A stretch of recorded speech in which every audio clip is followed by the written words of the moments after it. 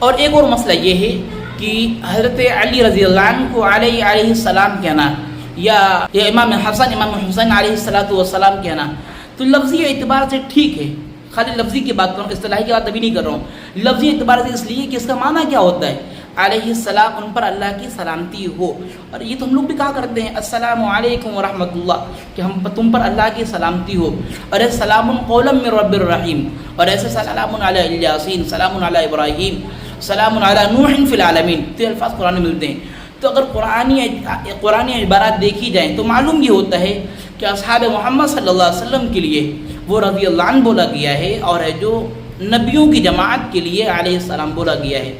کہاں بولا گیا رضی اللہ عنہ؟ سورۃ توبہ آیت نمبر 100، اس میں لکھا ہوا ہے رضی اللہ عنہم ورضوا عنہ. وہاں صحابہ کے لیے، صحابہ کے بعد تابعین کے لیے، جو صحابہ کی اتباع کرنے والے ہیں، ان کے قدم بقدم چلنے والے ہیں، تو ان کو رضی اللہ عنہ بولیں گے بھی، اور بولا بھی قرآن میں گیا ہے. اب مسئلہ آتا ہے کہ علیہ السلام ہم کیوں نہ بولیں؟ تو جواب اس کا ایک تو یہ ہے کہ کسی باطل قوم کا شعار اور پہچان یہ لفظ بن چکا ہے، تو اس لیے ہم ان کو چھوڑ دیں گے. یا اگر سب کے سب میرے سامنے میرے اپنے ہوں گے، سمجھنے والے ہوں گے، سوچ بوجھ رکھنے والے ہوں گے، سمجھیں گے نظریہ امامت کیا چیز ہے، نظریہ صحابیت کیا چیز ہے، فرق جانتے ہوں گے، تو ان کے سامنے علیہ السلام بھی بول سکتے ہیں، اور امام بھی بول سکتے ہیں، اور مولا بھی بول سکتے ہیں. لیکن جب کوئی سامنے قوم جاہلین ہو اور لفظ کچھ بولا جائے، معنی کچھ مراد لیں، تو ایسے موقع پر ہم وہ الفاظ چھوڑ دیں گے. السلام علیکم ورحمۃ اللہ.